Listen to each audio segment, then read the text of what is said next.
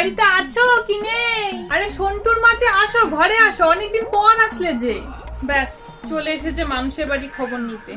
কি রে তুন, কি খবর তোর? আমার আর কি খবর কাকিমা, ভালোই। তুমি বসো না, অনেকদিন পর আসলে আমাদের বাড়িতে। হ্যাঁ অনেক কাজ রে এখন। কি কাজ গো? এর বাড়ি খবর ওকে দেওয়া? এই চুপ। আরে না কাকিমা, ইয়ার কি করলাম তোমার সাথে, অনেকদিন পর আসলে যে আমাদের বাড়িতে, তাই। খুব বড় হয়ে গেছিস তাই না এখন? আরে ওর কথা ছাড়ো তো তুমি। যদি ও সারাদিন শুধু ইয়ার কি চলতে থাকে বাড়িটাতে।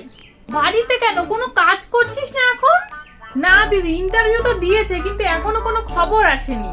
তাই নাকি? মন খারাপ করিস না। না না কাকিমা, মন খারাপ কেন করবো? দেখতে পাচ্ছ না আমি কত হাসি খুশি আছি। মন খারাপ করে কি হবে বলো তো? চেষ্টা করছে, যখন হওয়া তখন হবেই। হ্যাঁ হ্যাঁ করুক। আমার সন্টু একবার মাত্র ইন্টারভিউ দিয়েছে, তাতেই চাকরি হয়ে গেছে। সন্টু চাকরি হয়েছে নাকি? হ্যাঁ, সেই খবর দিতেই তো আসলাম তোমার বাড়ি। তাই ভাবি আজকে আবার আমাদের বাড়িতে আগমন ঘটলো কেন? বাহ, খবরটা শুনে কিন্তু বেশ ভালো লাগলো। হ্যাঁ, মুম্বাই গিয়ে থাকবে, 40 থেকে 50,000 টাকা বেতন। সন্টুর তো কপালই খুলে গেল তাহলে।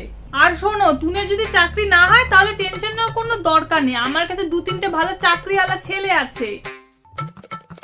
আসলে দিদি, ও তো এখন বিয়ে করতে চায় না।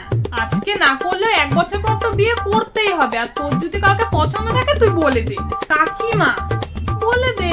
তুমি কি করে বুঝলে কাকিমা আমার মনের কথা? আমি সত্যি একজনকে পছন্দ করি। দেখেছো? আচ্ছা তুই শুধু নামটা বল, বাকি কাজ আমার।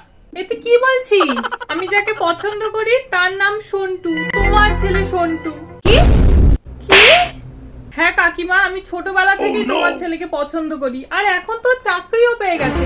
কাকিমা, আমি তোমার ছেলেকে ছাড়া অন্য কাউকে বিয়ে করবো না, কাউকে না। না, আমি তো বুঝিনি যে তুই সন্টুর নাম নিবি। ঠিক আছে, দেখছি কি করা যায়। হ্যাঁ কাকিমা প্লিজ, আমি শুধু ওকেই বিয়ে করতে চাই। ঠিক আছে, আজকে তাহলে আসি, আমি দেখবো ব্যাপারটা কি করা যায়।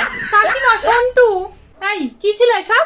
আরে মা, তুমি দেখলে না কাকিমার কি চিন্তা আমার বিয়ে নিয়ে, তাই ভাবলাম ওনার ছেলের সাথে বিয়েটা করে নি। তুইও না পারিস বটে, যে যেমন তার সাথে তেমন। সো হে গাইস, ভিডিওটা ভালো লাগলে অবশ্যই লাইক, শেয়ার এন্ড হ্যাঁ পেজটাকে ফলো করে দিয়ে চ্যানেলটাকে সাবস্ক্রাইব করে দিও। বাই।